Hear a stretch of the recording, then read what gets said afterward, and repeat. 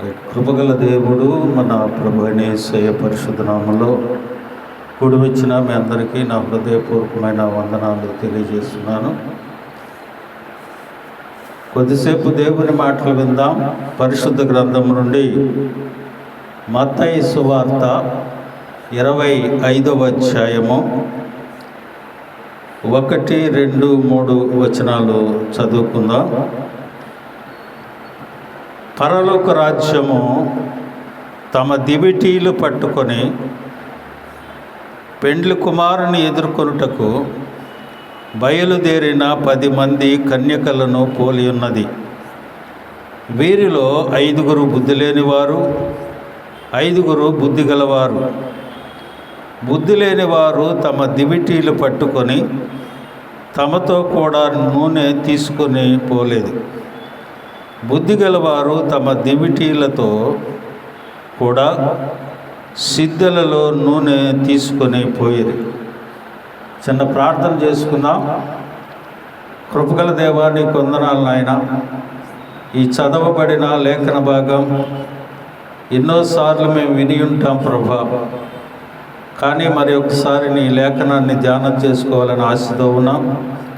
ఈ చదవబడిన లేఖన భాగం వివరించే జ్ఞానం నాకు లేదు. నీ సిలువు చాటును మరుగుపరుచుకొని నీ మాటలు మాకు వినిపించి మహిమ పొందమని మా ప్రభు అయిన యేసయ్య పరిశుద్ధ నామమున అడుగుచున్నాను తండ్రి, ఆమేన్.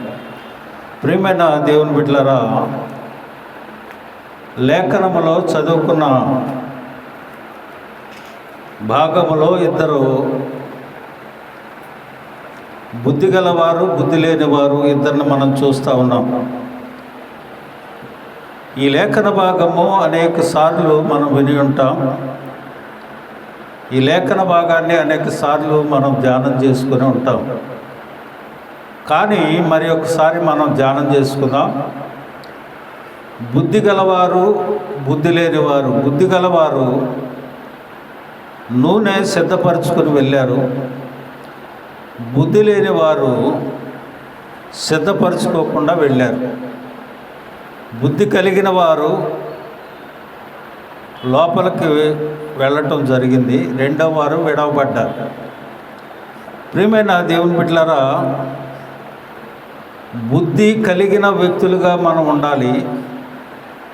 బుద్ధి లేని వారు చూడండి, ఏదన్నా మనం ఒక పొరపాటు పిల్లలు చేశారో లేకపోతే ఎవరైనా చేశారంటే అసలు ఆవిడకి బుద్ధి లేదురా అంటే, చెయ్యకూడని పనులు చేసినప్పుడు లేదా పెద్దవారు చెప్పినట్టు వినకుండా ఉన్నప్పుడు బుద్ధి లేదురా వీరికి అని అంటుంటాం.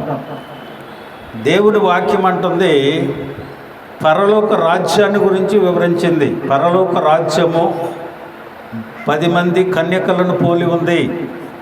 ఆ 10 మందిలో 5 సిద్ధపడి ఉన్నారు, 5 సిద్ధపడకుండా విడవబడి ఉన్నారు.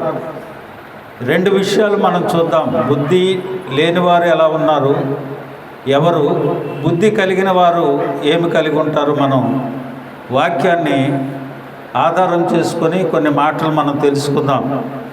ఏబు గారు అంటాడు 5వ అధ్యాయము 2వ వచనంలో, దౌర్భాగ్యమును గూర్చి ఏడ్చుట వలన మూఢులు నశించెదరు, బుద్ధి లేని వారు అసూయ చేత చచ్చెదరు.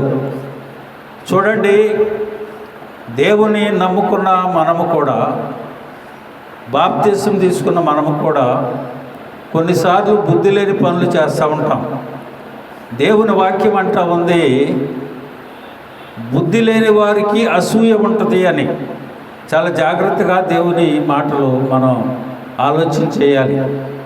బుద్ధి లేనివారుగా ఉన్నారు వారు అంటే వారిలో అసూయ ఉంది అని అర్థం. అసూయ మనలో ఉంటే బుద్ధి లేని కన్యకల్లాగా మనం కూడా విడపడతాం.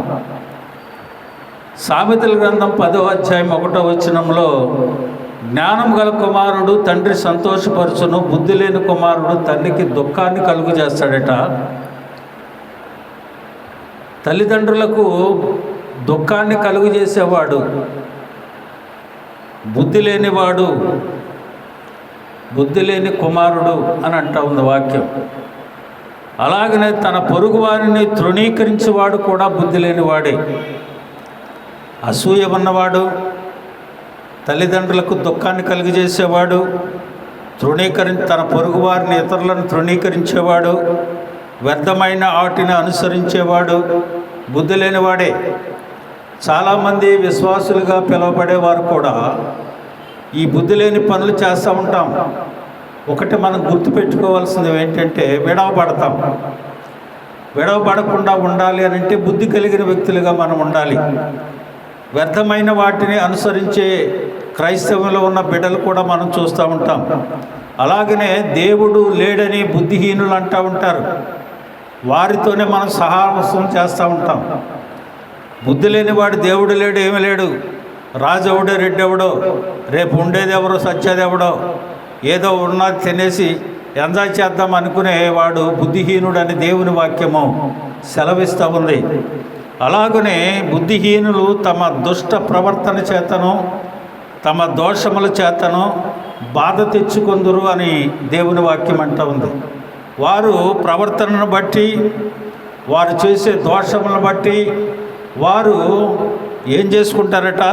బాధను తెచ్చుకుంటారట. బుద్ధిహీనుడిలో ఉన్న లక్షణాలు అవి.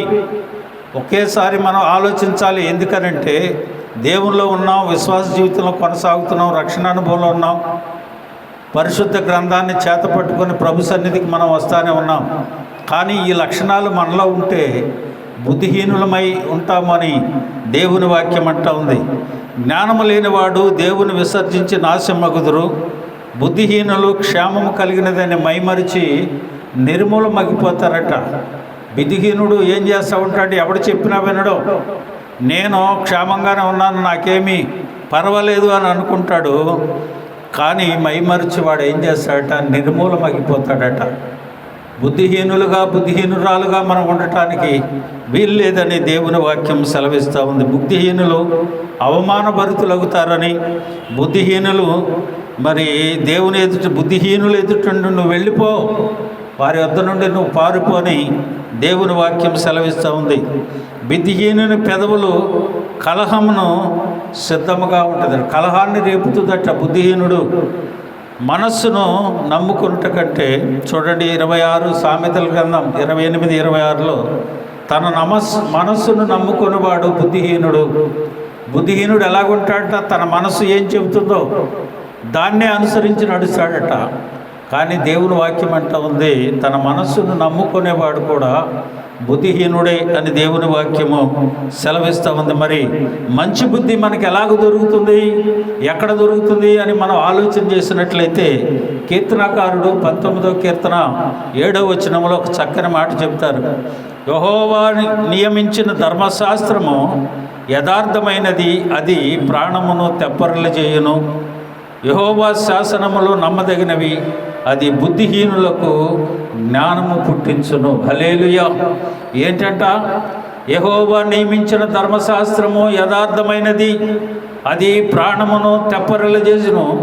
యెహోవా శాసనములు నమ్మదగినవి, అది బుద్ధిహీనులకు జ్ఞానము పుట్టించును. హల్లెలూయా. ధర్మశాస్త్రమును, ఆయన ఇచ్చిన శాసనాలను మనం అనుసరించి నడిస్తే బుద్ధిహీనత నుండి బుద్ధి కలిగిన వారుగా మనం ఉంటామని దేవుని వాక్యం సెలవిస్తూ ఉంది. మరి బుద్ధిహీనుడు ఏ రీతిగా ఉంటాడు? బుద్ధిని సంపాదించుకునేవాడు తన ప్రాణమునకు ఉపకారి అని దేవుని వాక్యం అంటూ ఉంది. బుద్ధిహీనుడు తన ప్రాణానికి ఉపకారం చేసుకుంటాడంట బుద్ధిని సంపాదించుకొని. అలాగనే దేవుని వాక్యం అంటది, బుద్ధి నిన్ను కాపాడును, వివేచన నీకు కావలి కాయను అని. సామెతల గ్రంథం 2వ అధ్యాయం 11వ వచనంలో బుద్ధి నిన్ను కాపాడుతుందట, వివేచన నీకు కావలి కాయను. హల్లెలూయా. ప్రియమైన దేవుని బిడ్డలారా, ఈ రాత్రికాల సమయం దేవుని మాటలు వింటున్న మనం బుద్ధిహీనుగా ఉంటావు, బుద్ధి కలిగి జీవిస్తావో, విడవబడతావో, చేర్చబడతావో ప్రభు సన్నిధికి నువ్వే పరీక్షించుకోవాలి. ఏమనంటుందో వాక్యము? బుద్ధి నిన్ను కాపాడుద్ది, బుద్ధిని సంపాదించుకునేవాడు తన ప్రాణమునకు ఉపకారి అని. సామెతల గ్రంథం 4వ అధ్యాయం 5వ వచనంలో జ్ఞానము సంపాదించుకున్నవాడు బుద్ధిని సంపాదించుకునము, నోటి మాటలను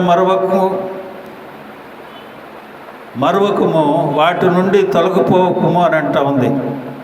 నీ సంపాదన అంతా ఇచ్చి బుద్ధిని సంపాదించుకోమని 4వ అధ్యాయం 7వ వచనం సామెతల గ్రంథంలో చెప్తాడు. మరి సంపాదన అంతా ఇచ్చి నువ్వు బుద్ధిని సంపాదించుకో, అది నిన్ను కాపాడుతుంది, అది నిన్ను రక్షిస్తుంది, ప్రభు సన్నిధికి చేరుస్తుంది.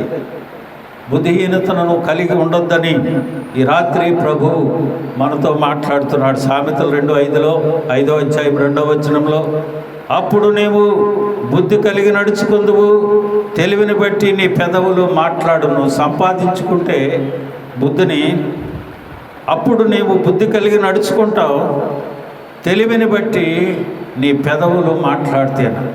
ప్రియమైన దేవుని బిడ్డలారా, ఈ లోకంలో మనం ఏం సంపాదించుకుంటున్నామో అనేది కాదు, కానీ దేవుని శాసనములను, దేవుని ధర్మశాస్త్రమును అనుసరించి నడుచుకుంటే మనకి బుద్ధి జ్ఞానం కలుగుతాయి అని దేవుని వాక్యము సెలవిస్తూ ఉంది.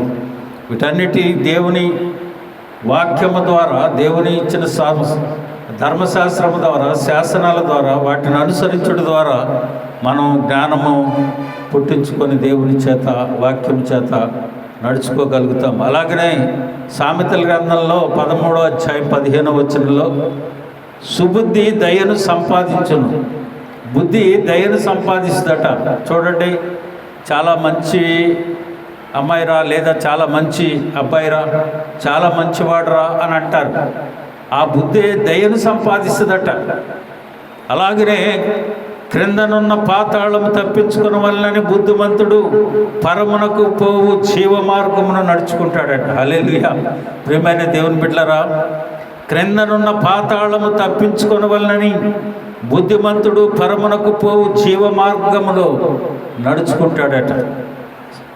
బుద్ధిమంతుని మనసు జ్ఞానమును వెదకును, బుద్ధిహీనులు మూఢత్వమును భుజించెదరు. బుద్ధిమంతుని మనసు జ్ఞానమును సంపాదించుకుంటుందట, బుద్ధిహీనుడేమో మూఢత్వాన్ని భుజిస్తాడట. ప్రియమైన దేవుని బిడ్డలారా, ఈ రాత్రికాల సమయం దేవుని మాటలు వింటున్నాం. మనం ఏం సంపాదించుకుంటున్నాం?